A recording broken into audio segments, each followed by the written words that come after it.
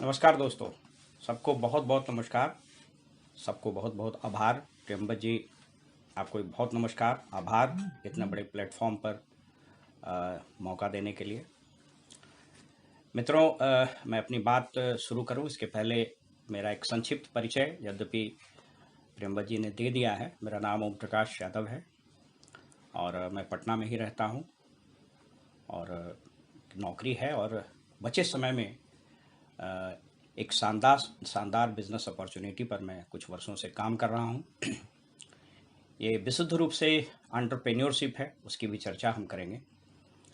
मेरा छोटा सा परिवार, हमारी पत्नी और हम लोग मिल करके इस व्यवसाय को, इस एंटरप्रेन्योरशिप को करते हैं।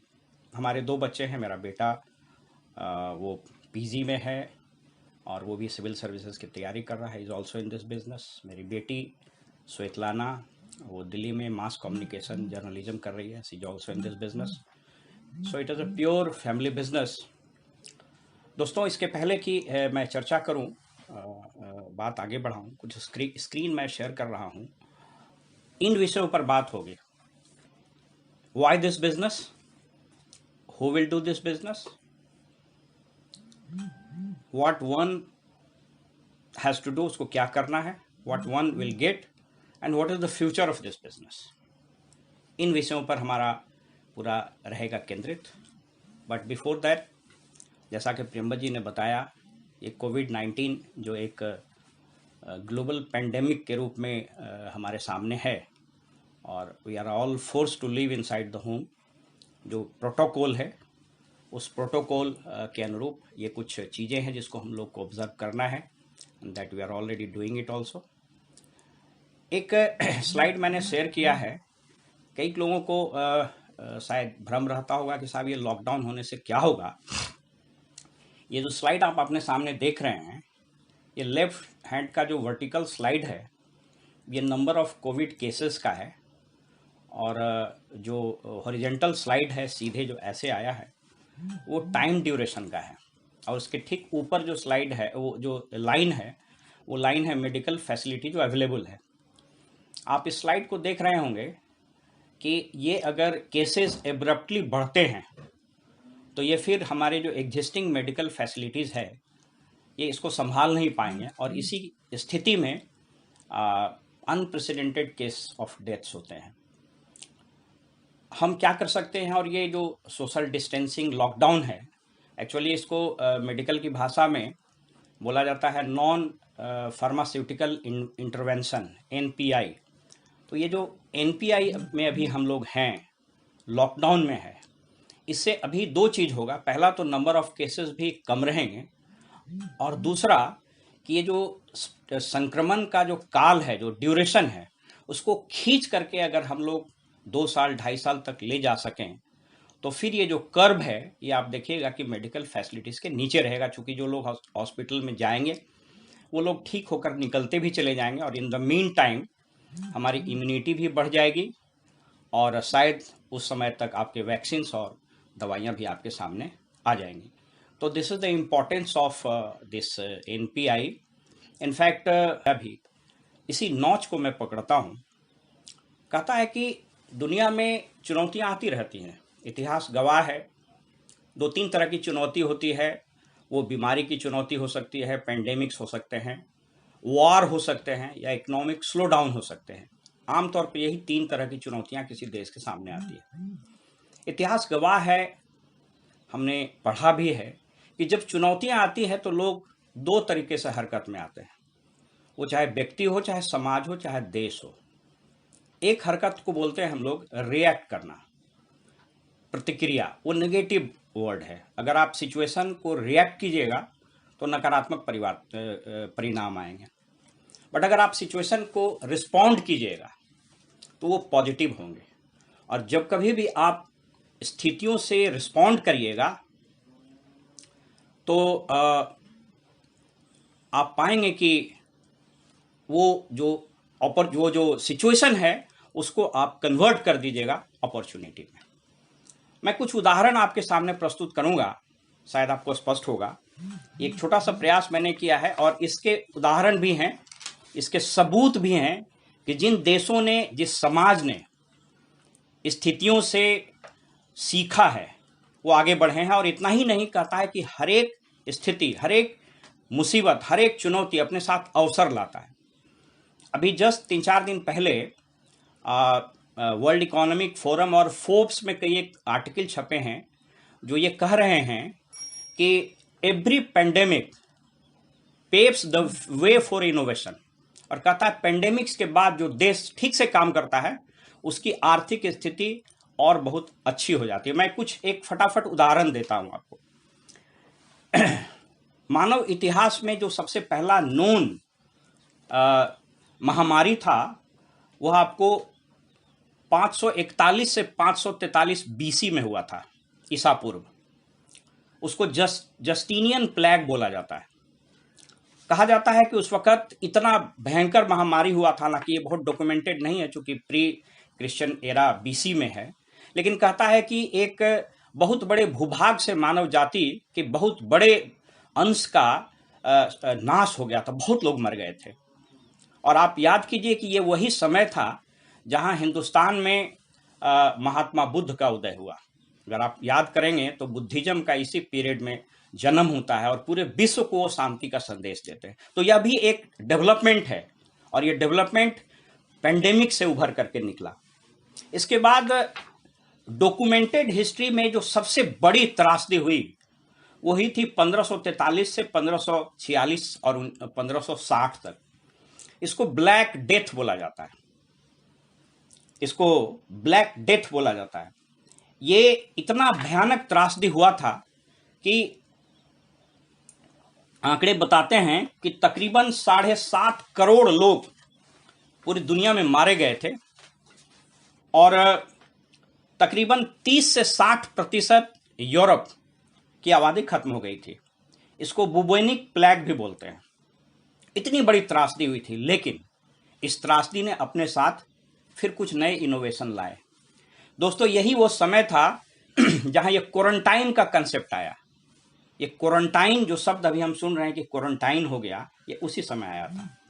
एक और कंसेप्ट चेंज हुआ, वर्किंग आवर निर्धारित किए गए, आवर ग्लासेस का खोज हुआ, हेल्थ इश्यूज बनने लगे।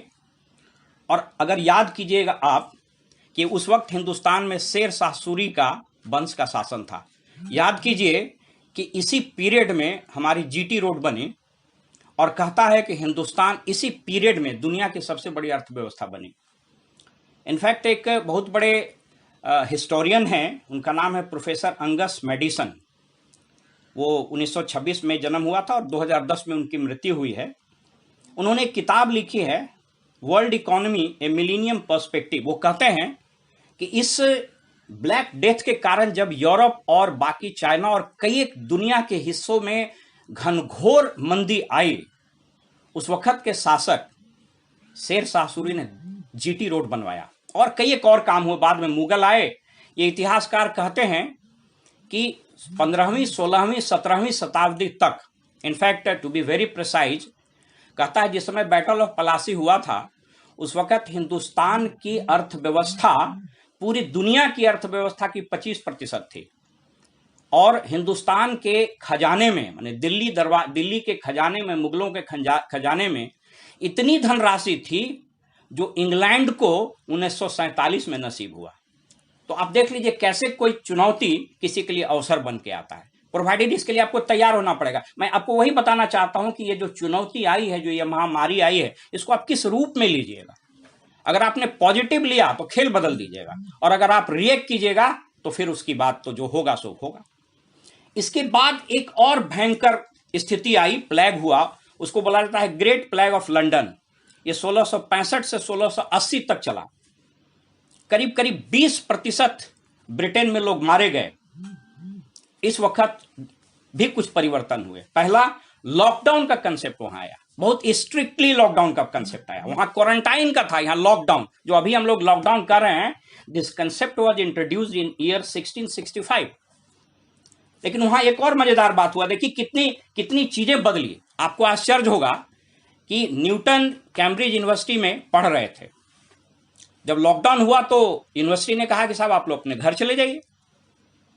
तो लोग घर चले गए and you are forced to leave the campus. गांव में अकेले बैठ रहे थे, किताबों को पढ़ते थे। अब जैसे देखिए अभी लॉकडाउन है, कोई कुछ करेगा, 2 दिन भर टीवी देखेगा, हम लोग किताब पढ़ रहे हैं, कुछ पॉजिटिव और इनोवेटिव काम कर रहे हैं। तो कहता है कि इस लॉकडाउन के पीरियड में न्यूटन समय बिताने के लिए किताब पढ़ते रहे और कुछ खोज करने लगे, और इसी पीरियड में, लॉकडाउन के पीरियड में, न्यूटन ने लॉ ऑफ ग्रेविटेशन का खोज किया। आप सोच लीजिए, जिसने पूरे दुनिया की संस्कृति, इतिहास, अर्थव्यवस्था, साइंस सबको बदल दिया, और इतना बड़ा खोज लॉकडाउन के पीरियड में हुआ। तो क्या हम और आप इस लॉकडाउन के पीरियड में कोई इतना बड़ा काम नहीं कर सकते हैं? बिल्कुल कर सकते हैं, और वही हम लोग कर रहे हैं, और आज हम वही बताएंगे और वही चर्चा करेंगे। ध्यान से सुनिएगा मित्रों। इसके बाद एक और इनोवेशन हुआ, रिसर्च वैक्सीन का शुरुआत हो गया, और इस पीरियड में इंडियन इकोनॉमी दुनिया की सबसे बड़ी अर्थव्यवस्था हो गई। मुझको यह कहते हुए कई बार हम बहुत गौरवान्वित महसूस करते हैं कि कदाचित, ठीक है, कोई भी महामारी अच्छा नहीं होता, ये पेंडेमिक्स भी बहुत खतरनाक है मानव सभ्यता के लिए, लेकिन कौन जानता है कि इसके बाद शायद हमारा देश भी एक महाशक्ति के रूप में उभरे? कोई नहीं जानता है, क्योंकि चीजें वही उसी रूप में आ रही है। इसके बाद फिर क्या हुआ? इसके बाद एक और स्थिति आई, ये 1796 से 1800 ईस्वी तक, इसमें फिर एक प्लेग फैला, और इसी में वैक्सीन का आविष्कार हुआ। हिंदुस्तान के लिए एक जो महामारी, सबसे बड़ी महामारी थी, पहली सबसे बड़ी महामारी, वो दोस्तों हुआ था 1817 से 1850 के बीच में, कोलरा, हैजा जिसको हम लोग बोलते हैं। आपको यकीन नहीं होगा, उस वक्त लगभग 1.5 करोड़ लोग मारे गए कोलरा से, और यह कई साल तक चला। अगर आप उस वक्त के इतिहास को पढ़िएगा तो आप पाइएगा कि शहर का शहर, गली का गली, मोहल्ला का मोहल्ला साफ हो गया। उस वक्त 3 चीज बदली। पहला, इलेक्ट्रिक बल्ब का आविष्कार हुआ, और दूसरा, सैनिटेशन का काम शुरू हुआ, ड्रिंकिंग वाटर का। अभी सोच के देखिए, हम लोग अभी बात करते हैं सेफ ड्रिंकिंग वाटर, ये कंसेप्ट उस वक्त आया। मैं फटाफट खत्म कर दूं। उसके बाद जो सबसे भयंकर चीज आई थी वो थी 1918 में, जिसकी चर्चा हम लोग अक्सर करते हैं। 1918 को हम लोग बोलते हैं स्पेनिश फ्लू, ब्लैक डेथ। ये मुंबई में, अभी मुंबई उस समय बॉम्बे था, बॉम्बे में सबसे पहले जहाजों के जरिए ये स्पेनिश वायरस, स्पेनिश फ्लू का जो वायरस है वो इंटर किया, और देखते देखते पूरी दुनिया में फैल गया। मित्रों, आंकड़े बताते हैं कि तकरीबन 7.5 करोड़ लोग मारे गए थे। अकेले हिंदुस्तान में 1,80,00,000 लोग मारे गए, तबाह हो गया पूरा दुनिया। लेकिन इसी बीच उसके बाद फिर आपको याद है कि तुरंत प्रथम विश्व युद्ध भी हो गया, लेकिन इसने अमेरिका में रास्ता खोल दिया। दोस्तों, इसमें जो सबसे बड़ा आविष्कार हुआ रेडियो का। संचार एक बहुत महत्वपूर्ण चीज हो गया उस स्पेनिश फ्लू के दरमियान। अभी देख लीजिए, ये जो पैंडेमिक हुआ, हम लोगों ने जूम क्लाउड मीटिंग का ऑफ कोर्स पहले से था, लेकिन जिस बड़े पैमाने पर हम लोगों ने टेक्नोलॉजी का प्रयोग करना शुरू कर दिया है, ये एक खोज है, एक डिस्कवरी है। इसलिए मैंने कहा कि every pandemic, every situation paves the way for new innovations, नई चीजों को लाती है। तो मार्कोनी ने रेडियो का आविष्कार कर दिया। उसी वक्त अमेरिका, जिसकी चर्चा मैंने की थी, वो कंसेप्ट लाया था नॉन फार्मास्यूटिकल इंटरवेंशन का, और अमेरिका समझा कि नो, दवाइयों से कंट्रोल नहीं करना है, कंप्लीट लॉकडाउन किया, और कहा जाता है उसके बाद जो फर्स्ट वर्ल्ड वॉर हुआ, अमेरिका का रास्ता खुल गया और वो सुपर पावर बना। दोस्तों, उसके बाद एक और घटना घटी 2003-04 में। मैं फटाफट रैप अप करता हूं। 2003-04 में एक बीमारी फैली चाइना और यूरोप के बहुत सारे, हमारे इंडिया में भी हालांकि अनफॉर्चुनेटली बहुत नहीं फैल सका, उसको बोलते हैं SARS, severe acute respiratory syndrome, SARS. ये 2003-04 में आया, और ये जब फैला तो इसने अर्थव्यवस्था, चाइनीज अर्थव्यवस्था को एक नया आयाम दे दिया। Alibaba.com, जिसकी चर्चा हम लोग करते हैं, जैकमा का, ये इसी सार्स के दरमियान खुला था। और JD.com, जो इलेक्ट्रॉनिक्स का, ई कॉमर्स का दुनिया का सबसे बड़ा कंपनी में से एक है, इस दोनों का जन्म हुआ। मित्रों, मैं बताना क्या चाह रहा हूं कि जो स्थितियां आ रही हैं, कई एक उदाहरण है, उतना वक्त नहीं है कि हम आपको बता सकते हैं, लेकिन ये जो अभी स्थिति आई है कोविड-19 जिसकी चर्चा कर रहे हैं, दुनिया भर में इकोनॉमिक स्लोडाउन होगा। एक अनुमान के मुताबिक हिंदुस्तान में 2% जीडीपी का लॉस होगा। हिंदुस्तान की जीडीपी तकरीबन 2.5 से 3.3 ट्रिलियन डॉलर के आसपास है। मैंने कैलकुलेट किया, लगभग 2 लाख करोड़ का नुकसान होगा। कई नौकरियां जाएंगी, वो सब जगह पूरे दुनिया में हो रहा है। लेकिन अभी एक लेख छपा है फोर्ब्स में, आप अगर पढ़ेंगे, एक प्रोफेसर हैं कैलिफोर्निया यूनिवर्सिटी के, उनका नाम है प्रोफेसर इवान लाइट। इन्होंने लिखा, एक वर्ड यूज किया है, इसको ध्यान से सुनिएगा। इस वर्ड का नाम है सर्वाइवलिस्ट एंटरप्रेन्योर्स। ये कहते हैं कि ऐसी स्थिति में कुछ एंटरप्रेन्योर्स होंगे जो इस चुनौती का मुकाबला करके अपने लिए एक बड़े अवसर की तलाश कर लेंगे, बड़ा अवसर क्रिएट कर लेंगे, बड़ा अपॉर्चुनिटी क्रिएट कर लेंगे। उसको सर्वाइवलिस्ट इकोनॉमिस्ट बोला जाता है। प्रोफेसर लाइट कहते हैं कि 1918 में जब ये स्थिति बनी थी और 1929 में जब ये स्थिति बनी थी ग्रेट डिप्रेशन में, तो अकेले अमेरिका में 24 बिलियन डॉलर का एक्स्ट्रा धन जनरेट हुआ था। अब अभी सोच करके देखिए ना, ये कोविड-19 के लॉकडाउन के पीरियड में हम ही लोगों का बिजनेस कई गुना बढ़ गया।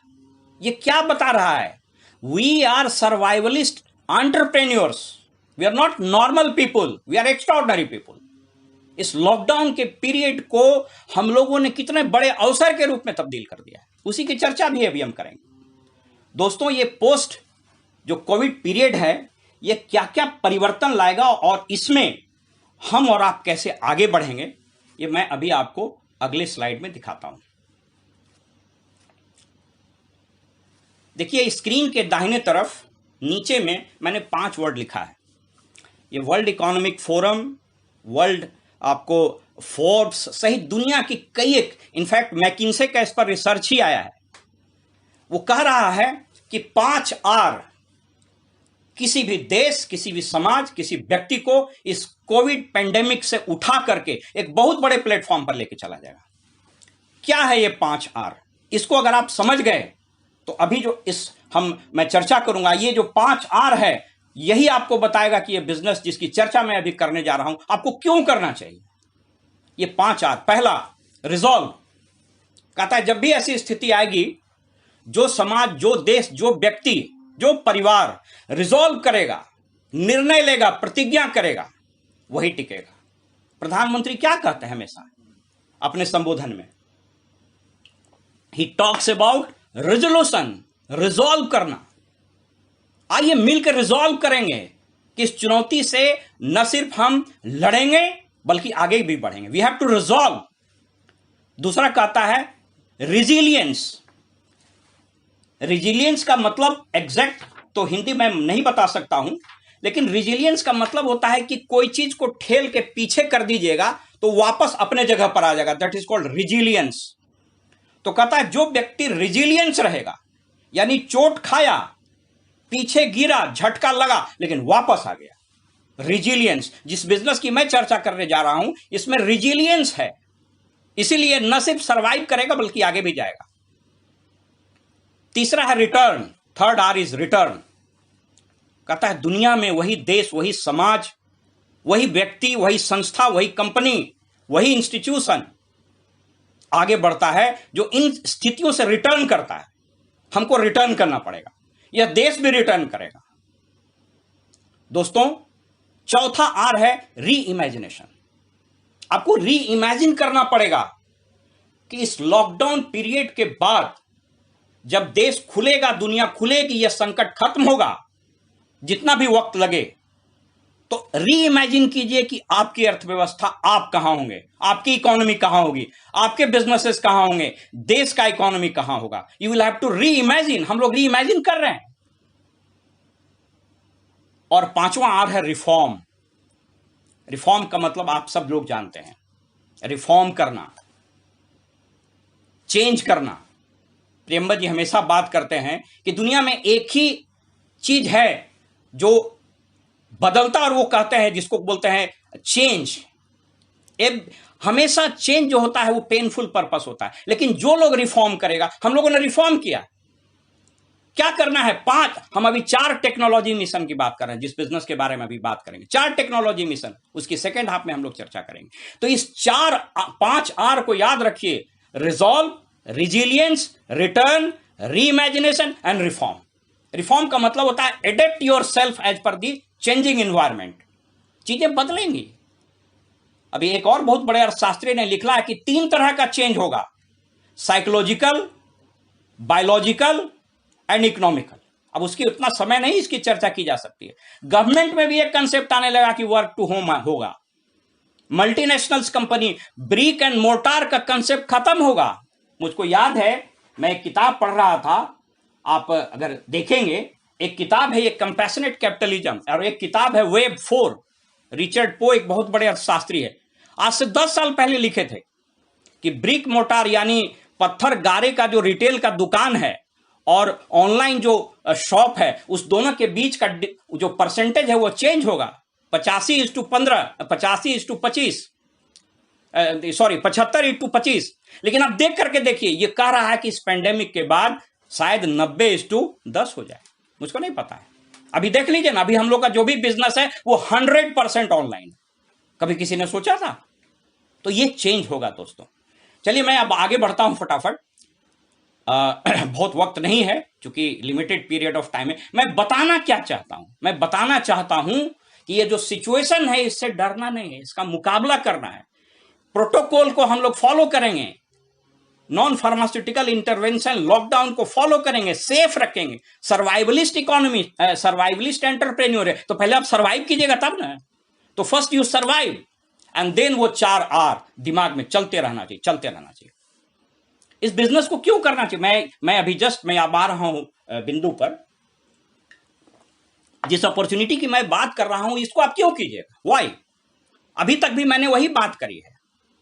इसलिए बात करिएगा दोस्तों कि आपको पता नहीं है, इस देश में भी, इस दुनिया में भी भयंकर बेरोजगारी आएगी।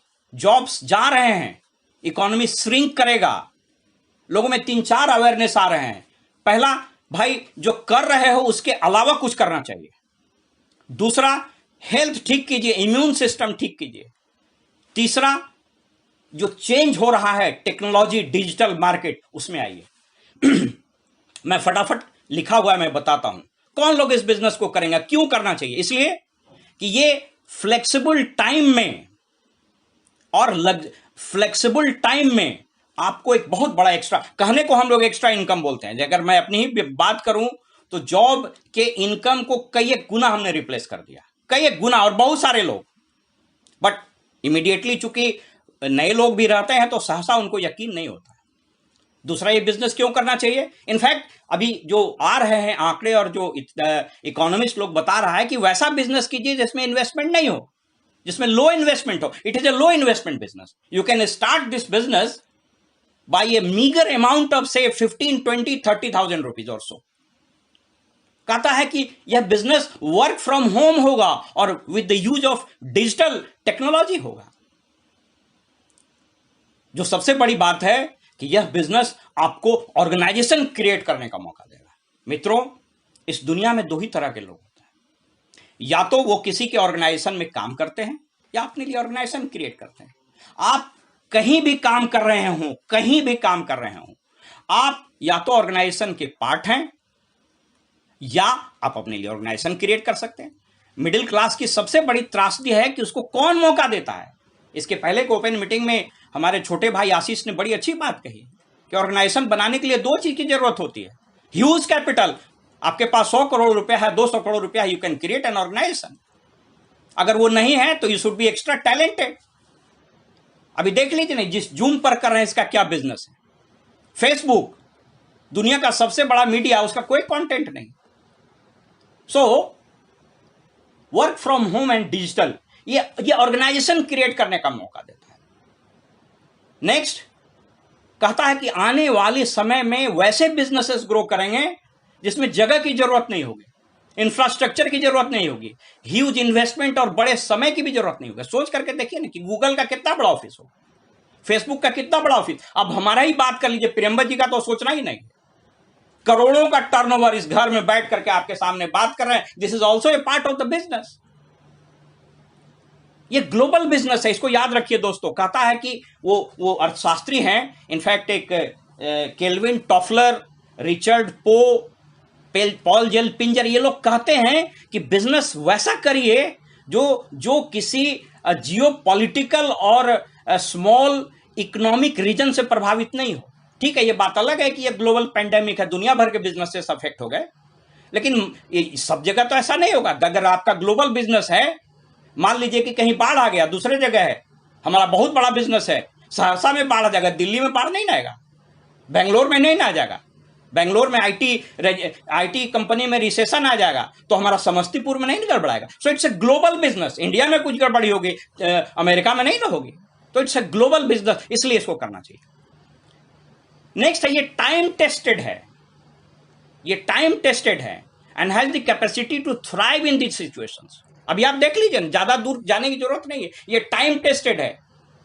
इस बिजनेस जिसकी चर्चा मैं कर रहा हूं, विगत 60-61 वर्षों से कई एक ऐसे चैलेंजेज आए, ग्लोबल चैलेंजेज आए, जियोपॉलिटिकल चैलेंजेज आए, सिचुएशनल चैलेंजेज आए, ऑपरेशनल चैलेंजेज आए, कोई फर्क नहीं पड़ा, because it is time tested. अभी देख लीजिए ना, इतनी बड़ा चुनौती हम लोग का बिजनेस हो रहा है, इससे बड़ा उदाहरण, इससे बड़ा सबूत आपको क्या दिया जा सकता है? डिजास्टर प्रूफ, अभी देख ही रहे हैं, डिजास्टर प्रूफ बिजनेस। इसलिए कि ना आपका दुकान है, ना स्टाफ है, ना गोडाउन है, ना लाइसेंस, आपको झंझट क्या है? और सबसे बड़ी चीज दोस्तों, लीगेसी इनकम है। आपके बाद, आपके साथ भी और आपके बाद भी, एक बार इस बिजनेस को अगर आपने ठीक से कर लिया तो सारा खेल बदल जाएगा। सवाल यह उठता है कि इतना अच्छा अपॉर्चुनिटी है तो कौन करेगा? सब लोग क्यों नहीं कर लेता है? याद रखिए, जिस बिजनेस की मैं बात कर रहा हूं, it's very simple but not easy. सरल चीजें आसान नहीं होती है। सुबह मॉर्निंग वॉक करना चाहिए, कितना सिंपल चीज है, कितने लोग करते हैं? लॉकडाउन, घर में रहिए, कितना सिंपल चीज है, तभी लोग बाहर में उछल रहा है। You try to understand it.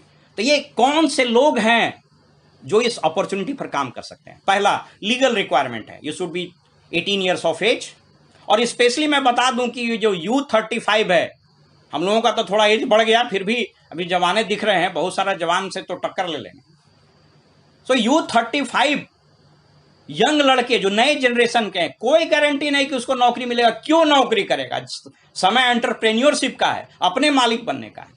तो जिसका 18 साल का एज है, जिसके पास आईडी प्रूफ हो, एड्रेस प्रूफ हो, बैंक अकाउंट हो, मोबाइल नंबर और ईमेल आईडी हो, वो इस बिजनेस को कर सकता है। ये सब चीज तो सबके पास है। थर्ड इंपॉर्टेंट, जो चेंज और एडेप्ट करने के लिए तैयार हो, जो अपने आप में बदलाव लाने के लिए तैयार हो, जो बदलने के लिए तैयार हो। आप सोच के देखिए, हम लोग बात कर रहे थे, एक समय था जब हम जॉब में शुरू आए थे, उन दिनों एक बड़े ओहदे पर, एक बड़े जगह पर काम कर रहे थे। जब पहली बार मोबाइल आया तो हमको लगा कि कुछ हो जाए, हम जिंदगी में मोबाइल नहीं लें। लेकिन आज देख लीजिए, आपके साथ डिजिटली बात कर रहे हैं। तो those who are willing to change and adapt, मैंने जो 5 आर की बात की, वो 5 आर के बारे में जो सोचता है वो इसमें जल्दी कामयाब होगा। Fourth, those who understands the approaching uncertainty. मैं अभी समय नहीं तो नहीं बताऊंगा आपको। 23 तारीख तक, 24 तारीख तक इस देश में लगभग 1 लाख लोग फाइनेंशियल एंड सर्विस सेक्टर में बेरोजगार हो चुके थे। अभी आंकड़े आ रहे हैं, तकरीबन 10 लाख लोग अनऑर्गेनाइज सेक्टर में बेरोजगार हो गए। और जब तक ये लॉकडाउन खत्म होगा, आपको यकीन नहीं होगा कितनी कंपनियां बंद हो जाएगी, कितने लोग रोड पर आ जाएंगे। मैं 3-4-5 दिन पहले पढ़ रहा था वॉशिंगटन पोस्ट, प्रियंबल जी से हम चर्चा कर रहे थे। लास्ट ईयर हम लोग लास वेगास गए थे। लास वेगास में लोग एक वक्त खाने के लिए कुछ भी बेचने के लिए तैयार हैं। पूरा इकोनॉमी खत्म हो गया। तो जो इसको समझ पा रहा है वो इसको करेगा, नहीं तो बुझेगा कि ऐसा ही बोल रहे हैं। मजेदार बात यह है बिजनेस दोस्तों की, ये बिजनेस, इस बिजनेस की सबसे बड़ी त्रासदी क्या है कि जो इसकी ताकत है वही इसकी कमजोरी है। क्योंकि इसमें कुछ दिखता ही नहीं है। करोड़ों का टर्नओवर कर रहे हैं, घर में बैठे हुए, दिखता ही नहीं है। आमतौर पर हमारा माइंडसेट, स्टीरियोटाइप माइंडसेट सेट हो गया कि डॉक्टर है ताला लगाएंगे, वकील साहब है तो कोट पहनेंगे, बिजनेसमैन है तो गल्ला चलाएंगे। ये ऐसा एंटरप्रेन्योरशिप है जो पूरा बदल चुका है। इसको जो समझेगा, those who is ready to adopt high touch and high tech style, ये बहुत ही इंपॉर्टेंट चीज है।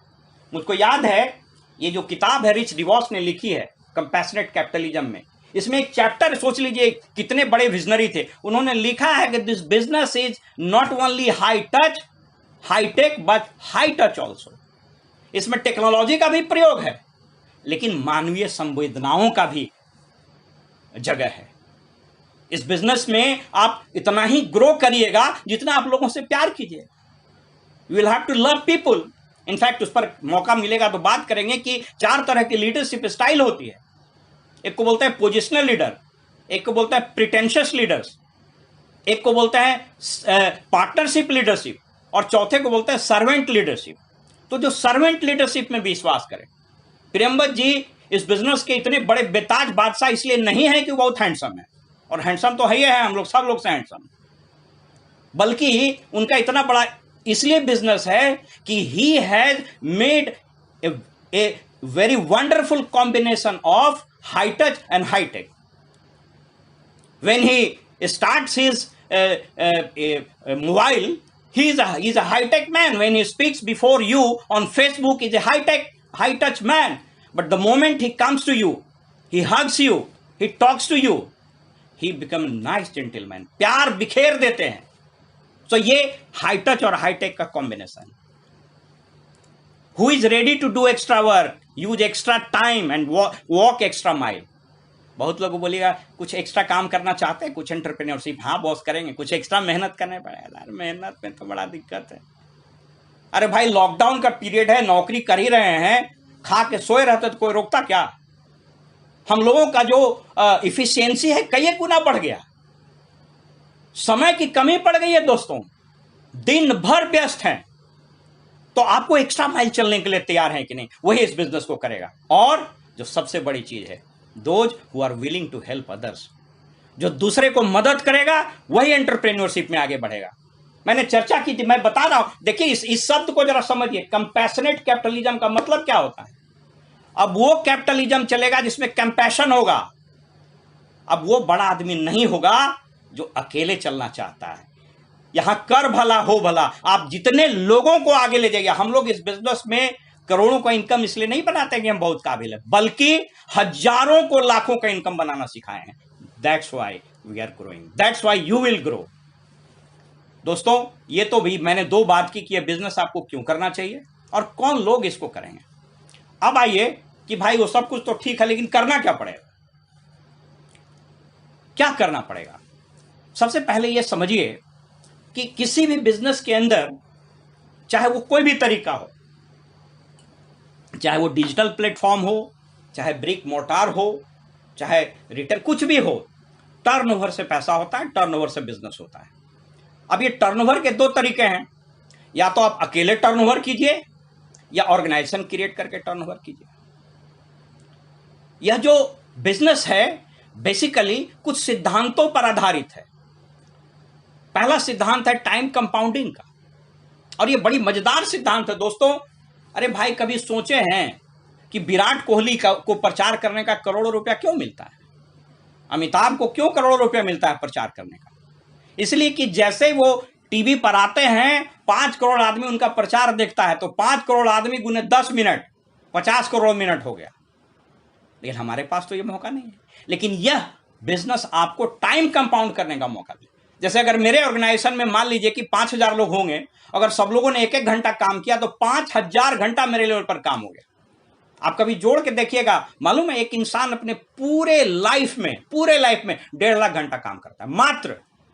सोच करके देखिए। लेकिन जो टाइम कंपाउंडिंग करना सीख गया, वही इस दुनिया में बहुत बड़ा पैसा, बहुत बड़ा नाम और सिक्योरिटी इनकम का और फाइनेंशियल फ्रीडम प्राप्त करता है दोस्तों। आप सोच के देखिए, प्रियंवद जी के ऑर्गेनाइजेशन में लाखों लोग होंगे, अगर 10 मिनट काम किया तो सोच लीजिए उनके पास एक दिन में इतना काम होगा जो लोग कई एक जनरेशन तक नहीं कर पाते। ये खेल है। इसके बाद वॉल्यूम कंपाउंडिंग होता है। वॉल्यूम कंपाउंडिंग क्या है मैं आगे बात करूंगा। एक छोटा सा टर्नओवर क्रिएट करते हैं, एक ऑर्गेनाइजेशन बनाते हैं, उन लोगों को भी यही काम सिखाते हैं, बदले में बड़ा सा टर्नओवर हो जाता है, बड़ा सा टर्नओवर हो जाता है।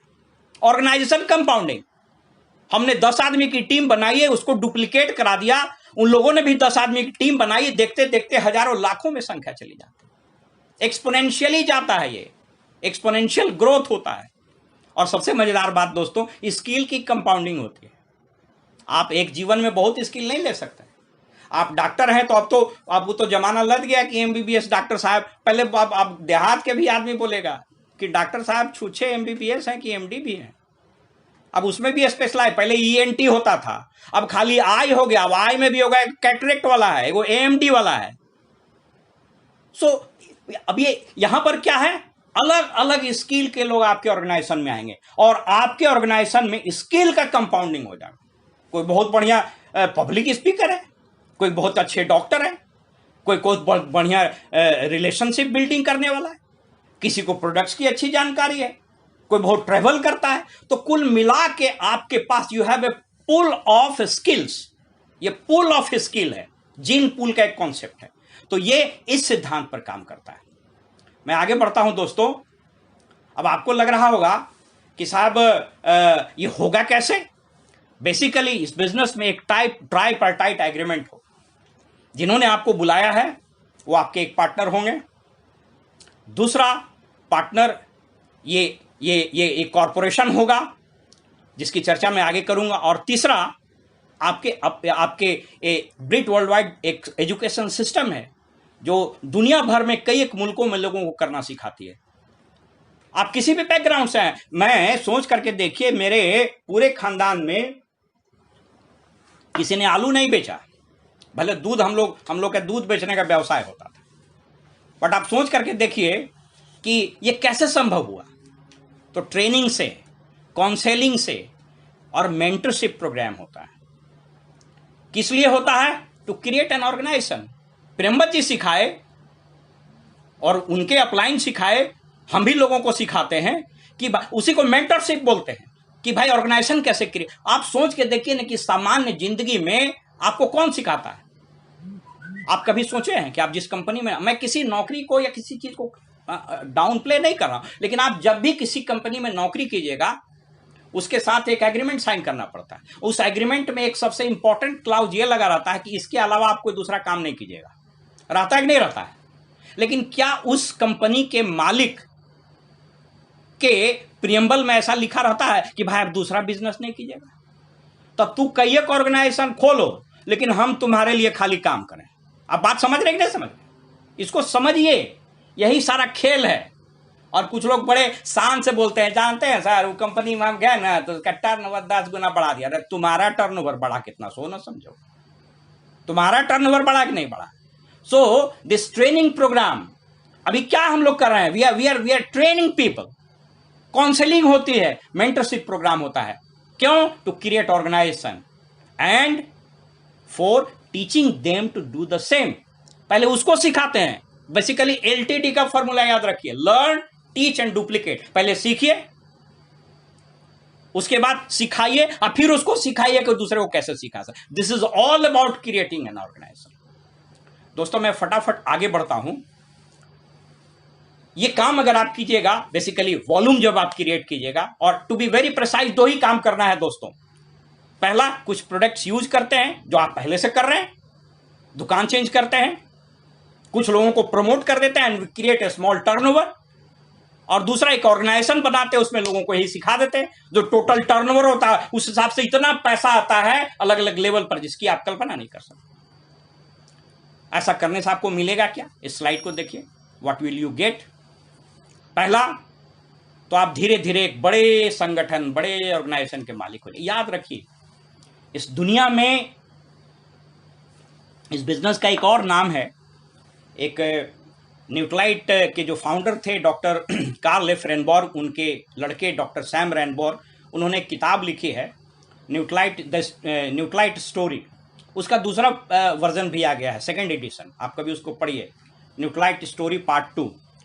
उन्होंने इसका नाम दिया है, this is not a direct selling business as such, this is not a network marketing business, this is basically a democratic business, this is a democratic marketing. क्या मिलेगा आपको, देख लीजिए। धीरे धीरे आप एक बहुत बड़े ऑर्गेनाइजेशन के मालिक हो जाइएगा। दूसरा, टाइम, वॉल्यूम और ऑर्गेनाइजेशन का कंपाउंडिंग, और मैंने जैसे बताया, आप एक थे 3 घंटा मेहनत किए, 10 आदमी का टीम बनाए, सब लोगों ने 3-3 घंटा काम किया, आपके लेवल पर 30 घंटे का काम। आपने 10,000 का 12,000 का एक छोटा सा टर्नओवर क्रिएट किया, 100 आदमी ने 10,000 का ऑर्गेनाइजेशन टीम क्रिएट किया वॉल्यूम, और 10 लाख का टर्नओवर। हम लोग का डे 1 लॉकडाउन रहते हुए डे 1 कंप्यूटर खुला, मालूम हुआ 15 लाख का टर्नओवर हो गया। सोच के देखिए, सोच के देखिए, इसी को बोलते हैं डिजास्टर प्रूफ बिजनेस। दूसरा क्या चीज मिलेगा आपको, मैं कुछ नॉन टेंजेंशियल चीजें बता रहा हूं। पहले इस बिजनेस में सिर्फ पैसा नहीं मिलता दोस्तों। कई बार लोग सोच भी रहे होंगे कि भाई हमेशा मनी की बात, अब मैं आपको बता दूं कि ये बात सही है कि दुनिया में पैसे से सब कुछ नहीं खरीदा जा सकता। It is a fact. But उससे बड़ा फैक्ट यह है कि बिना पैसे के कुछ नहीं मिलता, कफन नहीं मिलता। बट मैं उसकी भी बात नहीं करता हूं। This business will give you many non tangential thing जिसको आप देख नहीं सकते हैं। जैसे पहला, गुड हेल्थ, बम रहिएगा, इसके शानदार प्रोडक्ट्स हैं। इम्यून सिस्टम की अभी चारों तरफ बात हो रही है, आपको पता है।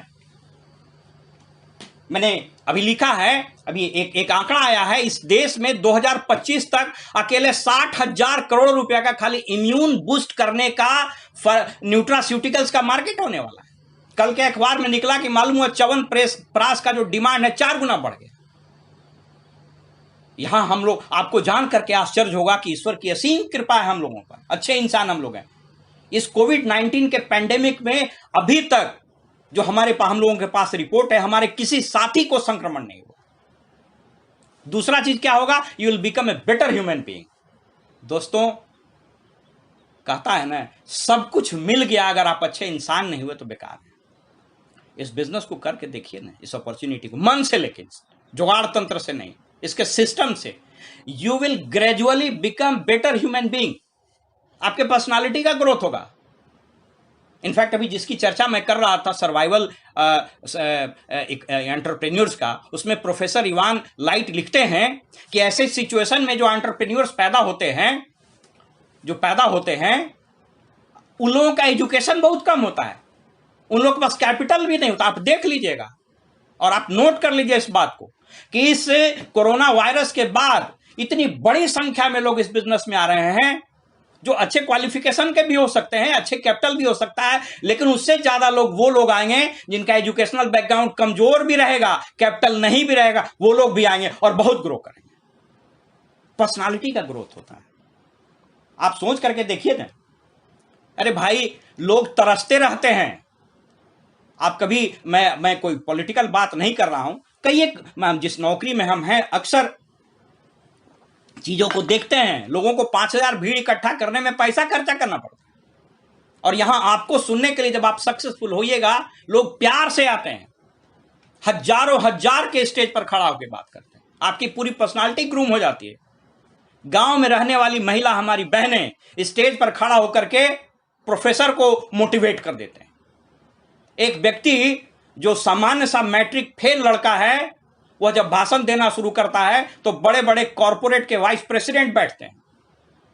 चौथा, आर्ट ऑफ पब्लिक स्पीकिंग। मैं अभी पढ़ रहा था, इसके लिए कई कोर्स होते हैं, आपको आश्चर्य होगा, मालूम है। एग्जीक्यूटिव कोर्सेज होते हैं IIM कलकत्ता में, अहमदाबाद में, 5 लाख 8 लाख रुपया लगता है। और यहां पर हमारी जो मीटिंग्स होती है, उसमें हम लोग फ्री में पब्लिक स्पीकिंग सिखाते हैं। आप देखिएगा, आप 6 महीना 8 महीना रहिए ना, इसका pace meeting, open meeting, BBS attend कीजिए ना, आप बात करना शुरू कीजिएगा तो लगेगा बारे बात, कौन स्टार बोल रहा है।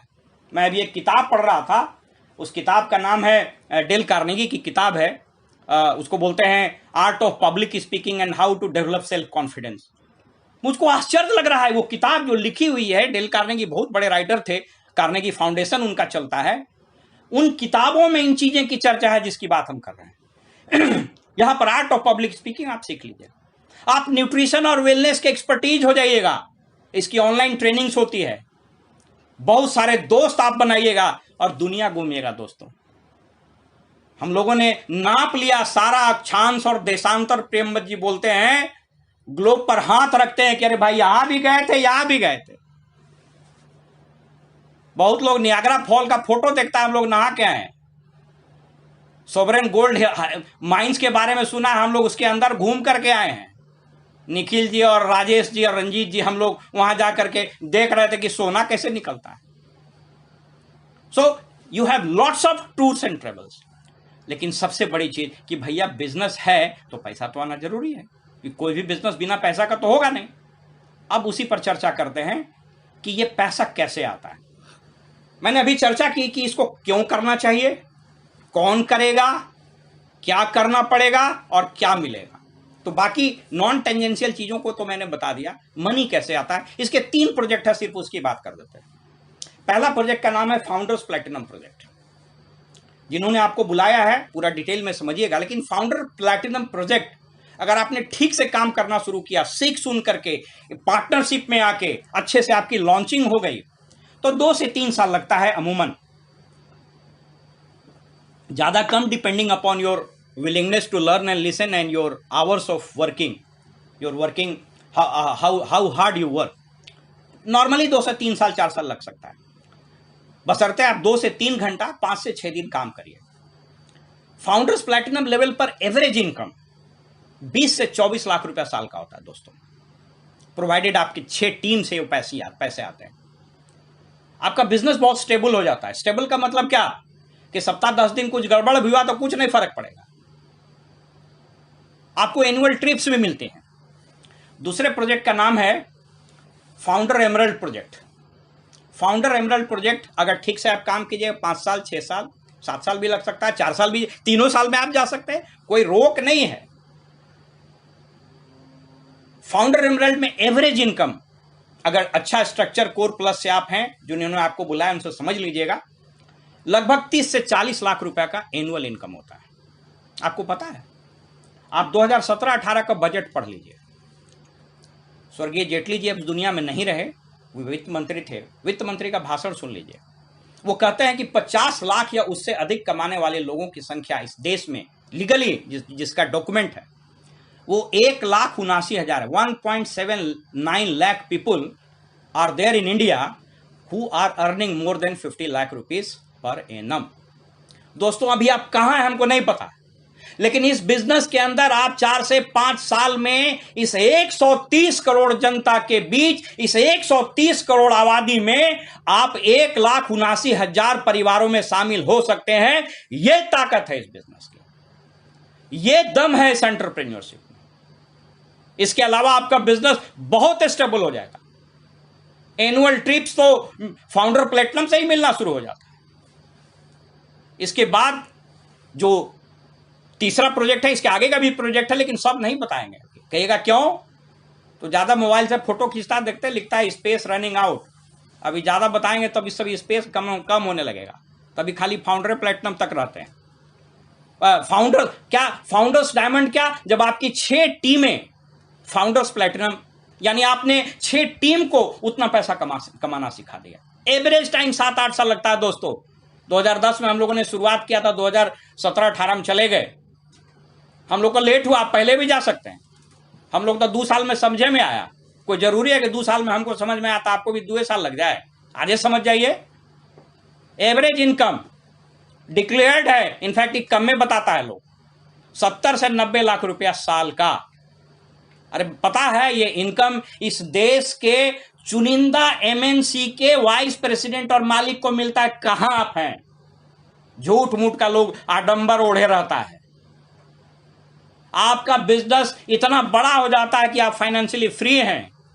बात कीजिए ना प्रियम जी से, 20 दिन से घर में माने कॉफी विथ करण कर रहे हैं, कल ही फोटो दिखा रहे हैं, बच्चों के साथ मस्ती कर रहे हैं, हम लोग घर में मजा कर रहे हैं और बिजनेस हो रहा है। You become financially free. Financially free का मतलब है कि जहां भोरे उठ के जाड़ा में गर्म पानी से नहा के ऑफिस जाने का टेंशन नहीं रहता है। एनुअल ट्रिप्स आपका सिग्निफिकेंट लाइफस्टाइल हो जाता है दोस्तों। इनफैक्ट 3 तरह के लोग होते हैं। एक को बोलते हैं life of survival, life of success and life of significance. इस बिजनेस में आप लाइफ ऑफ सर्वाइवल में है या लाइफ ऑफ सक्सेस में हमको नहीं पता है, लेकिन इस बिजनेस में अगर आप फाउंडर डायमंड या इवन उसके पहले भी आप सिग्निफिकेंट हो जाते हैं। You change millions and millions people around the world, across the country. इसके आगे का भी है, मैं उसकी चर्चा अभी नहीं करता हूं। अब सवाल ये उठता है कि साहब ये पैसा आता कैसे है? जो मेन चीज है। इस पर बहुत कुछ तो नहीं बता सकता हूं, लेकिन आप इसको ऐसे समझिए, एक फलसफा है जीवन का, एक सच्चाई है इस दुनिया की, कि जो जहां से आता है वहीं जाता है, और जहां जाता है वहीं से आता है। हम मरने के बाद मिट्टी में जाएंगे तो मिट्टी से आया है, बारिश का पानी जमीन में जाएगा तो जमीने से आता है, समंदर में मिल जाता है तो समंदर से भाप बन करके आता है। तो हमारा पैसा जो कमाते हैं वो जाता कहाँ है? कल इसके पहले मीटिंग में कितना बढ़िया आशीष झा हमारे छोटे भाई ने बताया कि भाई जाता क्या है, तो मार्केट में जाता है पैसा। तो पैसा आएगा किसी भी बिजनेस पे कहां से? तो मार्केट से आएगा। मार्केट बोलते किसको है? तो पहले तो एक ट्रेडिशनल मार्केट हुआ करता है, अभी भी है, बट अब अपेक्षा की जा रही है कि शायद कोविड-19 के बाद ये सिचुएशन बदल जाए। बट फिर भी हम लेके चलते हैं traditional distribution system versus e commerce. अब ई कॉमर्स में ठीक है, अरे भैया आपका तो कुछ नहीं ना बदला, आपके घर पर सामान आ गया, लेकिन आपको बिजनेस अपॉर्चुनिटी तो नहीं मिली।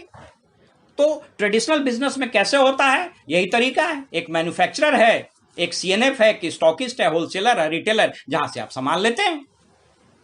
हमारा जीवन ऐसे ही चलता है। बीच में कुछ बदलाव आए, ई कॉमर्स की कंपनियां आ गई, मैन्युफैक्चरर अभी भी है, आप अभी भी हैं, वो सामान वहां से उठा के आपको पहुंचा दिया। मोटे तौर पर मार्केट का सर्वे कहता है कि 10 से 40% में कोई कंपनी सामान बना देती है, कस्टमर के पास, कंज्यूमर के पास वो 100% में आ जाता है। यानी 60 से 90% पैसा बीच में बढ़ गया, और उसी में एडवर्टीजमेंट भी है। ई कॉमर्स वाले ने इस खेल को समझ गया, इन लोगों ने क्या किया, उस सबको हटा के अपने घुस गया। ये मैंने 70-80% पैसा आपने कमा लिया, 10% आपको छूट दे दिया। आप भी बम बम है कि सर फ्लिपकार्ट से बड़ा सस्ता भी मिलता है। अरे भैया वो आप ही का पैसा आप ही को लौटा रहा है। इस बिजनेस में क्या है? इस बिजनेस को डायरेक्ट सेल बिजनेस बोलते हैं। यहां मैन्युफैक्चर यहां भी होगा, क्योंकि सामान तो बनेगा, दे आर इंपॉर्टेंट, और कंज्यूमर इंपॉर्टेंट है। यह दूरी कभी नहीं बदलेगी। सूर्य और चांद, सूर्य और धरती की दूरी है, यह नहीं बदलेगी। यहां भी मैन्युफैक्चर है जो 40% में बनाएगा, और यह भी आपको 100% में देगा, लेकिन यह कहता भैया हम थोड़ा सीधे दे देंगे। तो ये मैन्युफैक्चरर है, कंज्यूमर है, बीच में उस सबको हटा दिया। That is what it is known as direct sale business. अब ये 40% का प्रोडक्ट आपको भी 100 में ही देगा, बच गया 60-100। कहा कि भाई आप भी ले लो, ये सब काम कर दो, लेकिन 3 चीज देगा। पहला, 100% सेटिस्फैक्शन गारंटी, आपको नहीं अच्छा लगे यूज करके लौटा दीजिए।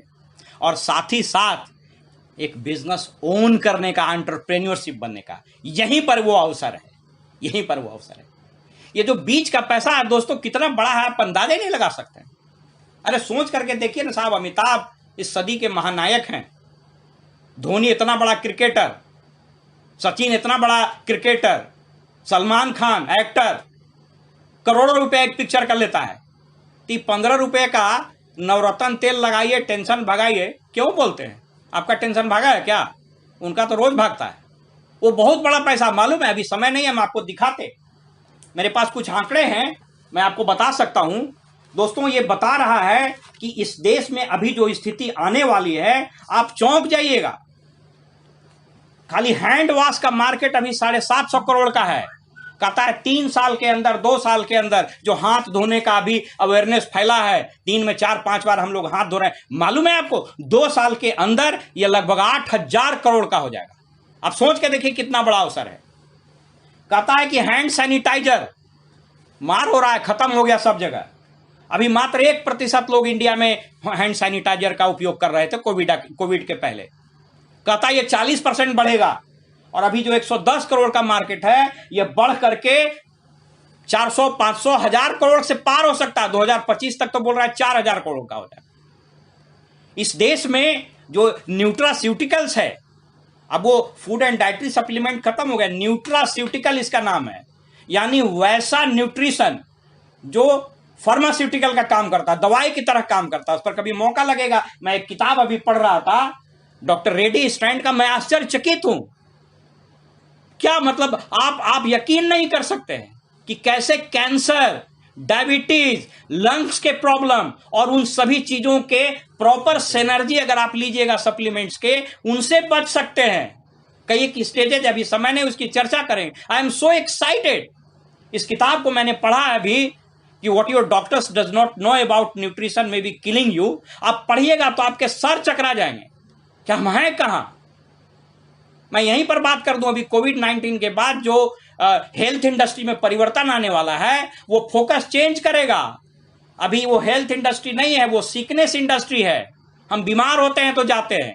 कंसेप्ट ये आ रहा है कि बीमारे नहीं हो, and that is called health industry. This is actual health industry. एक बहुत बड़े अर्थशास्त्री हैं, उनका नाम है पॉल जेलप्रिंजर। उन्होंने वेलनेस रेवोल्यूशन नामक एक किताब लिखी है, और एक और किताब लिखी है the next billionaire, the next trillion. वो लिख रहे हैं कि ये वेलनेस इंडस्ट्री, ये सप्लीमेंट फार्मा न्यूट्रास्यूटिकल्स का बिजनेस पूरी दुनिया में कई एक गुना भागने वाला है। एक अनुमान के मुताबिक अकेले हिंदुस्तान में 2025 तक 65 से 70 हजार करोड़ रुपया का मार्केट हो जाएगा। हम उतने बड़े मार्केट का ओनरशिप हमको मिलने जा रहा है फ्री में। तो कोई चीज फ्री में मिल जाता है, सोचता है कि बहुत छोटा है। बात समझ रहे हैं कि नहीं? कोई चीज फ्री में मिल जाता है, कीमत समझिए। भगवान ने दुनिया में सबसे महत्वपूर्ण चीजों को फ्री दिया है। पानी फ्री, ऑक्सीजन फ्री, आपका मूवमेंट फ्री था। देखिए ना, 20 दिन से घर में बंद है, तो आपको समझ में आ रहा है कितना महत्वपूर्ण है। So try to understand it. इसके साथ ही कहता है 100% सेटिस्फैक्शन गारंटी और अपॉर्चुनिटी टू बिल्ड इट। मैं फटाफट खत्म कर देता हूं। आप एक बढ़िया क्लैप कर सकते हैं कि ये जो अपॉर्चुनिटी देगा वो कौन है? It is Amway corporation. Yes, एक बढ़िया ताली आप दे सकते हैं, शोर की जरूरत नहीं है।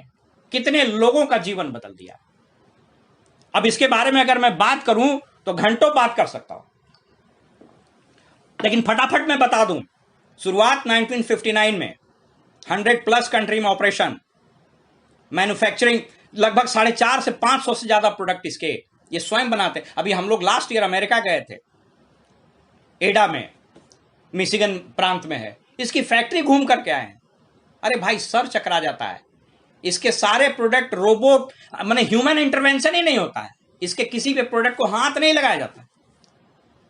लगभग 7000 एकड़ का फार्म। अभी अब कल का अखबार में पढ़ रहा था कि जो अश्वगंधा हर्ब है हमारे यहां से जो बन रहा है, उसका सप्लाई बंद हो गया अमेरिका में, उसका हालत खराब है। आप सोच करके देखिए ना, कितना बड़ा हर्ब बनने वाला है इंडिया। आप इसको समझ क्यों नहीं रहे? 7000 एकड़ का फार्म, ऑर्गेनिक पद्धति से खेती होती है, हम लोग देख के आए हैं। ग्लेशियर के पानी से सिंचाई होती है। कुछ 100 एकड़ तो इंडिया में वेस्टर्न घाट में है। इनके हर्बल प्रोडक्ट जो हमारे यहां बन रहे हैं, वो हमको आश्चर्य हुआ। हमको लगा कि शायद इंडिया में ही मिलता होगा। जब यूएस के स्टोर में देखे कि अरे भाई, यहां तो तुलसी, अश्वगंधा, बसाका, मुलेठी, ब्राह्मी अश्वगंधा वहां भी रखा हुआ। I become so excited. This is what is called global economy. 900 से ज्यादा साइंटिस्ट है, हजारों पेटेंट्स हैं। क्या बात करें हम? कुछ लोग बात करते हैं कि सर इसको पूछ लें। आपको मालूम है 500 से ज्यादा अवार्ड्स मिले। मेरे पास समय नहीं, अगर मैं 1 घंटा बोल सकता हूं कि कहां कहां इसका रिसर्च हुआ है, कितने पेपर पब्लिश हुए हैं न्यूट्रलाइट पर। मैं अगर बोलना शुरू कर दूं तो 3 घंटा लगेगा। कितने कितने यूनिवर्सिटी में हुआ है। 67-68 से ज्यादा R&D है। ग्लोबल टर्नओवर अभी जस्ट निकला है, अराउंड $8.9 बिलियन का टर्नओवर है। आपको पता है? और मजेदार बात है, देख लीजिएगा, कोविड-19 के बाद इस एमवे का टर्नओवर नीचे नहीं जाएगा। अब कहिएगा क्यों नहीं नीचे जाएगा? मैं उस पर बात करता हूं। यह हिंदुस्तान में 98 में आया, 5 मई को। अभी फोर्ब्स मैगजीन ने निकाला एक रेटिंग जो कहता है कि ये दुनिया में 42वां सबसे बड़ा प्राइवेटली हेल्ड कंपनी है। आप उठा के देख लीजिएगा फोर्ब्स का। डायरेक्ट सेल न्यूज लेटर से एक निकलता है, वो अभी जो रिसेंट उसका अंक आया, वो कह रहा है कि this is the first direct selling company, this is the first top most rank 1। ये सब इसके फीचर्स है दोस्तों। मैं अगर प्रोडक्ट्स पर बात करूंगा, बट उसके पहले मैं फटाफट आता हूं। एक बात मैं बता रहा था कि आप लोग को ये बात समझना पड़ेगी कि इसमें रिसेशन क्यों नहीं होता है। Why Amway does not undergo in recession. एक बहुत बड़े नोबेल पुरस्कार अर्थशास्त्री है, उनका नाम है जोसेफ स्टिग्लिज। उन्होंने कई किताबें लिखी हैं और कैपिटलिज्म पर भी उन्होंने अच्छी किताबें लिखी हैं। उनके कई एक संभाषण होते हैं और दुनिया भर में वो एक नामे जामे गिरामी अर्थशास्त्री हैं। डाबोस में जब वर्ल्ड इकोनॉमिक फोरम होता है तो उनकी चर्चा होती है, और अपने बेबाक राय के लिए वो जाने जाते हैं। वो यूज करते हैं वर्ड कि दुनिया में those who privatise profits and socialise losses will face recession. मतलब कि प्रॉफिट हुआ था मेरा और घाटा हुआ था तुम्हारा, यही ना होता है जी बाकी कंपनियों में। अभी स्लो डाउन हो गया, शेयर गिर गया आपका, यानी आपका घाटा है। अब फायदा हुआ तो मेरा, ये कहता है नहीं, इसके ठीक उलट, जो प्रॉफिट को सोशलाइज करेगा और लॉसेस को प्राइवेटाइज करेगा, एमवे क्या बोलती है, नुकसान होगा मेरा, फायदा आपको देंगे। इसीलिए ये सर्वाइव करती है, इसीलिए ये अपॉर्चुनिटी देते हैं। That is why I am so excited about it. आप इसको समझने की कोशिश कीजिए। अब कोई भी बिजनेस बगैर प्रोडक्ट के तो होगा नहीं। याद रखिए, this is the business of product and people. अच्छे लोगों का बिजनेस है और शानदार प्रोडक्ट भी है। मैं उस पर बात करूं तो घंटे बात कर सकता हूं, लेकिन अभी सब पर बात नहीं करूंगा। इसकी कुछ कैटेगरी है, जैसे सबसे बड़ी जो कैटेगरी है इसकी न्यूट्रिशन एंड वेलनेस की, न्यूट्रीलाइट के नाम से, जिसकी चर्चा अगर हो तो घंटों लोग बात कर सकते हैं।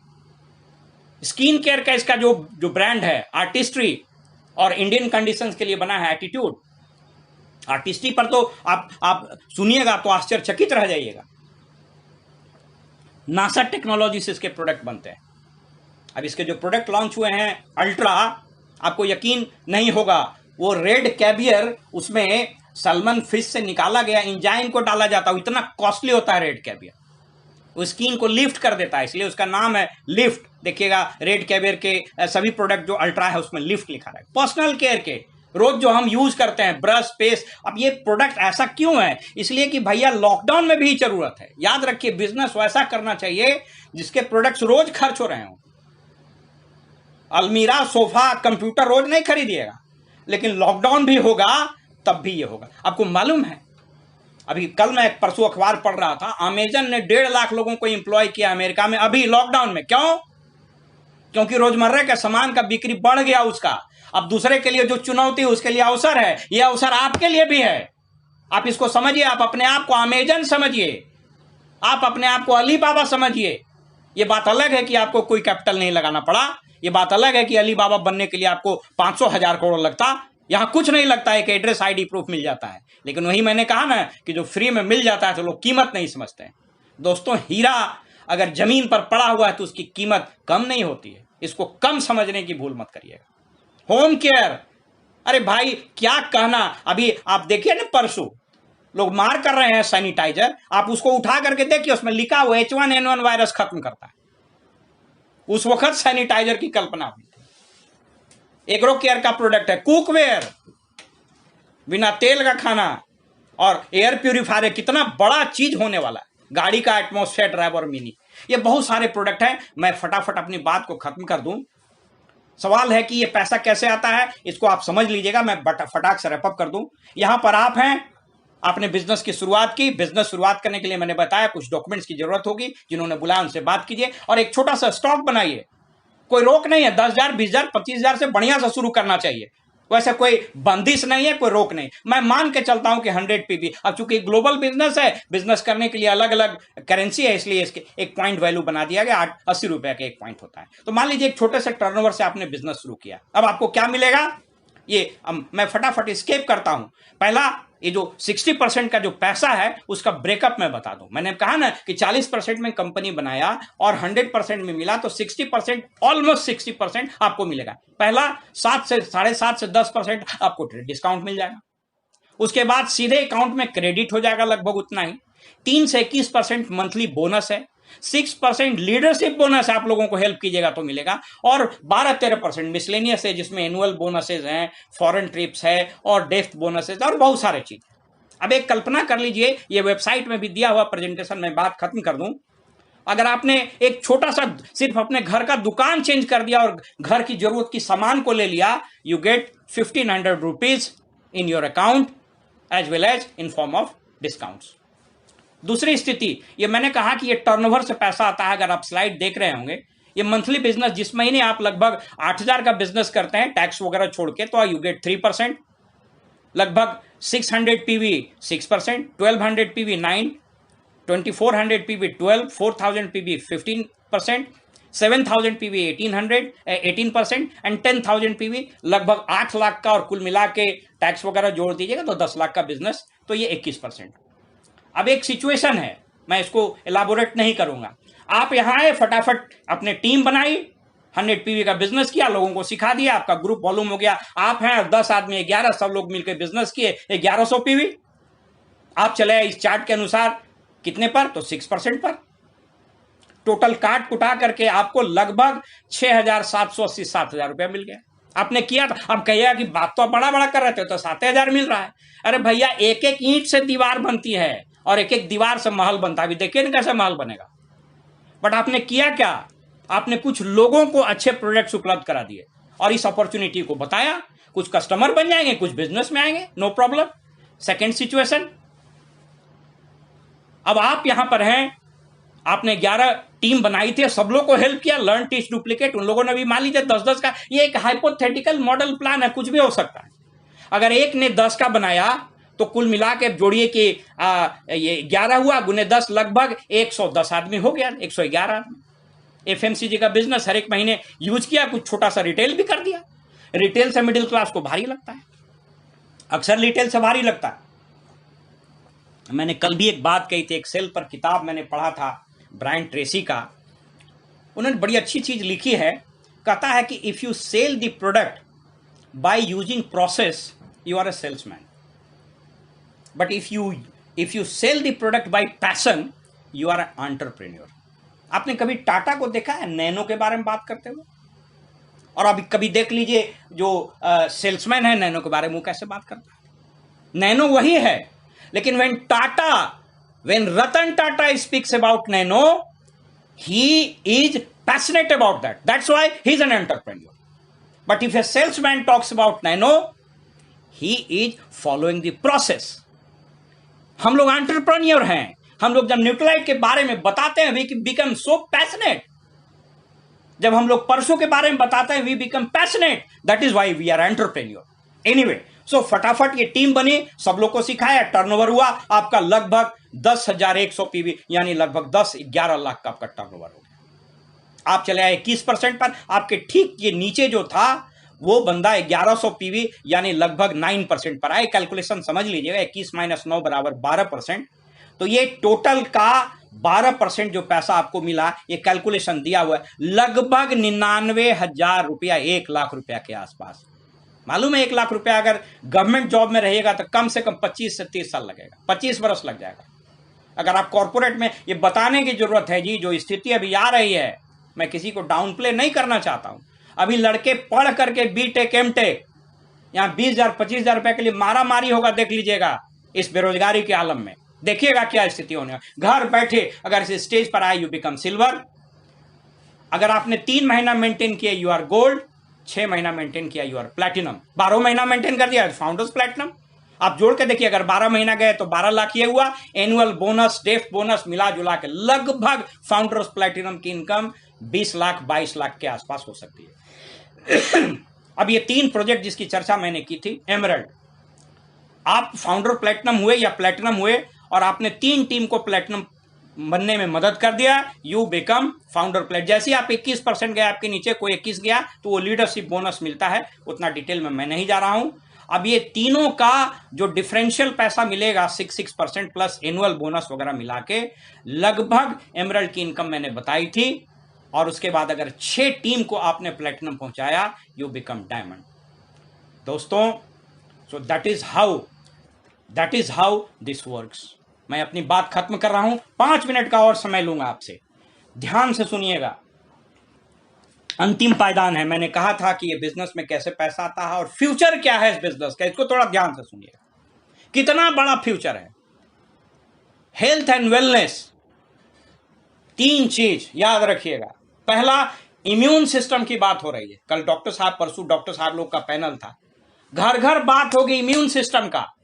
आप इसको समझिएगा। इम्यून सिस्टम पर कभी मौका मिलेगा तो मैं बताऊंगा कि इम्यून सिस्टम क्या है। बट हमारे प्रोडक्ट पे इम्यून सिस्टम, आप विटामिन सी, हमारा मुलेठी वसा का जिसको रेस्पिरेटरी हेल्थ बोलते हैं, हमारा इग्निशिया, हमारा सल्मन ओमेगा, हमारे कितने प्रोडक्ट इम्यून सिस्टम को बूस्ट करते हैं। बहुत बड़ा बिजनेस होने वाला है। डीजेनरेटिव डिजीज किसको बोलते हैं मालूम है? वो लिखते हैं डॉक्टर रेडी स्ट्रैंड और डॉक्टर हाइला कैसे, एक बहुत बड़ी इंटीग्रेटिव मेडिसिन आजकल बोला जाता है, वो एक नया कॉन्सेप्ट है। Alternate, this is not alternate medicine, इसमें भूल मत कीजिएगा। कोई अगर बीमार है, डॉक्टर दवाई दे रहा है, दैट इज ट्रीटमेंट, बट उसके साथ ये चलता है, उसको बोलते हैं नॉट अल्टरनेटिव, इंटीग्रेटिव मेडिसिन। तो इस कंसेप्ट है इसका कि वो दवाई भी चले और ये चले, वो उसको आपको उसके साइड इफेक्ट को नलिफाई कर देगा। तो कहता है कि सप्लीमेंट की कमी, डिफिशियंसी ऑफ, वो बुक लिखता है कि due to deficiency of nutrients there are 78 kind of degenerative disease. आपको आश्चर्य होगा कि हार्ट के प्रॉब्लम, लंग के प्रॉब्लम, आंख की समस्या, डायबिटीज, ये सभी डिजेनरेटिव डिजीज है। इसके बहुत बड़ा मार्केट होने वाला है। आप सुनकर के आश्चर्यचकित हो जाइएगा, 10 लाख लोग 2017 में लंग्स डिजीज के मर गए थे। अगर आपने उसकी मदद कर दी तो आप कितना बड़ा बिजनेस खड़ा कर सकते हैं, और मानवता की सेवा तो करवे कीजिएगा भाई। हेल्थ और हाइजीन का बिजनेस, मैंने अभी बताया, हाथ धोने का 8,000 करोड़ का बिजनेस होने वाला है। घर में जो पोछा लगेगा ना, उसका 5,000 करोड़ का बिजनेस होने वाला है। सैनिटाइजर जो लगेगा, उसका 4,000 करोड़ का बिजनेस होने वाला है। ये बहुत बड़ी अपॉर्चुनिटी लेकर के आ रहा है। कोविड-19 जिसको बोलते हैं, post covid will unleash a plethora of opportunity before us. What is important, what is pertinent, that whether you are prepared to grab those situations, those opportunity or not. मित्रों, जब आते हैं अवसर न, तो 3 तरह का स्थिति होता है। परिवर्तन जब आता है तो इंसान 3 ही तरीके से बात करता है।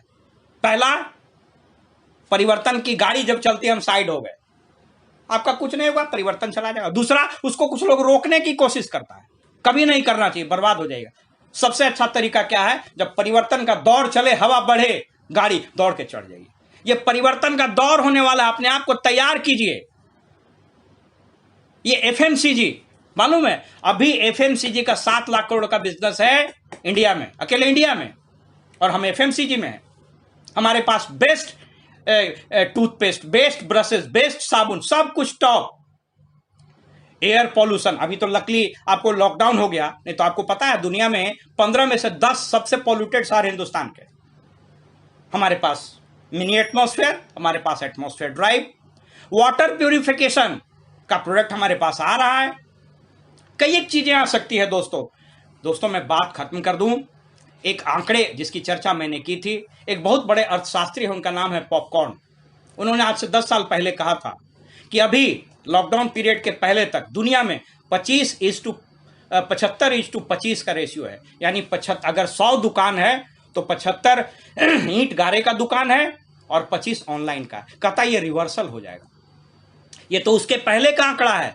मैं ये समझ पा रहा हूं कि दोस्तों आने वाले 1 से 2 साल में ये 90:1, यानी 90 जो हैं वो ब्रिक मोटार खत्म हो जाएंगे, ये डिजिटल प्लेटफॉर्म की मार्केटिंग होगी। इतना बड़ा अवसर हमारे पास है दोस्तों। मैं अपनी बात को खत्म कर दूं। इसमें आगे बढ़ने के लिए हम लोगों को मिशन के रूप में चलना पड़ेगा। टेक्नोलॉजी का दौर है, सो मिशन क्या है? रिच डिबॉस ने कहा था 3 ही मिशन याद रखिए इस एंटरप्रेन्योरशिप का, इस पोस्ट कोविड वर्ल्ड में। Mission, message and method. Mission क्या है हमारा? हमारा मिशन है लोगों को आगे बढ़ाना। अभी मैं एक अखबार पढ़ रहा था, कह रहा है कि जो भविष्यवाणी की गई थी कि भारत महाशक्ति बनेगा, कदाचित वो दौर आ रहा है। आपको पता नहीं है कि यूरोप और अमेरिका की अर्थव्यवस्था में कितना बड़ा गिरावट आने वाला है। और अगर हम सब लोगों ने मिल करके इस लॉकडाउन में देश का साथ दिया, नॉन फार्मास्यूटिकल इंटरवेंशन को इन्फोर्स किया, और अगर ये कंटेन हो गया, दोस्तों कितना बड़ा अवसर, यह देश कितना आगे जाने वाला। याद रखिए, जब तक देश आगे नहीं जाएगा आप समृद्ध नहीं हो सकते। You can not create an oasis in desert. रेगिस्तान में कभी फूल नहीं खिला सकते आप। देश समृद्ध होगा तभी आप समृद्ध हो पाइएगा, लेकिन उस देश की समृद्धि में आपको भी लगना होगा, तभी आप समृद्ध होइएगा। देश समृद्ध होगा, देश समृद्ध होगा तब आप समृद्ध। तो ये टाइम बाउंड रहिए, फोकस्ड रहिए और थ्रस्ट ओरिएंटेड रहिए। बहुत बढ़िया अपॉर्चुनिटी, हमको भूखे नहीं लगा, बात खत्म हो गया। मैं 4 मिशन की बात कर रहा हूं दोस्तों, 4 टेक्नोलॉजी मिशन। जो लोग डिस्ट्रीब्यूटर हैं याद रखिएगा, राजीव गांधी, स्वर्गीय राजीव गांधी जब आए थे श्रीमती इंदिरा गांधी की मृत्यु के बाद, उन्होंने देश में एक नई क्रांति लाई थी। टेक्नोलॉजी मिशन की बात हुई थी, 4-5 टेक्नोलॉजी मिशन था। पहला था लिटरेसी, दूसरा था ड्रिंकिंग वाटर, तीसरा था वाइल्ड सीड, चौथा था इम्यूनाइजेशन और पांचवा था टेक्नोलॉजी मिशन। उस मिशन ने इस देश की सॉफ्टवेयर इंडस्ट्री को बदल के रख दिया। आइए दोस्तों, हम भी इस टेक्नोलॉजी मिशन में शामिल हो। जितने लोग एमबे बिजनेस कर रहे हैं, ये 4 टेक्नोलॉजी मिशन है। पहला, उस ऐप का प्रयोग कीजिए जिससे ऑनलाइन चैटिंग हो सकती है, ऑनलाइन बात, जूम क्लाउड है या कोई और भी ऐप आ जाएगा। दूसरा, सब लोग वेब ऑर्डर करना सीखिए, वेब ऑर्डर करना सीखिए, चाहे गांव में हो, शहर में हो, कम पढ़े लिखे, ज्यादा पढ़े, कोई फर्क नहीं पड़ता। दूसरा टेक्नोलॉजी मिशन। तीसरा, ये जो हमारा ब्रिट वर्ल्ड वाइड है, ये मीटिंग सीडी बुक के जरिए आपको इंपावर करता है, लेकिन अब वो दौर खत्म होगा जब हार्ड कॉपी की सीडी आएगी। न्यू स्मार्ट टच ऐप है, उसको डाउनलोड कर लीजिए, फटाफट उसमें आप एजुकेशन सिस्टम में आ जाइए। और इसके सेमिनार के लिए जो माई टिकट ऐप, ये 4 मिशन है दोस्तों, इस पर अगर आप आ गए, आपका गेम बदल जाएगा। दोस्तों, मैं अपनी बात यहीं पर खत्म करता हूं। आपसे मिलकर बहुत अच्छा लगा। मैं सिर्फ आपको यही कह सकता हूं कि इस परिवर्तन के दौर को एक्सेप्ट कर लीजिए, क्योंकि इस परिवर्तन को अगर आपने एक्सेप्ट कर लिया, इतनी बड़ी अपॉर्चुनिटी आपके सामने खड़ी है जिसकी आप कल्पना नहीं कर सकते हैं दोस्तों। So thank you so much. आपसे बात करके बहुत अच्छा लगा। Mic is being handed over to our mentor Priyambat ji. Thank you so much. Nice talking to you.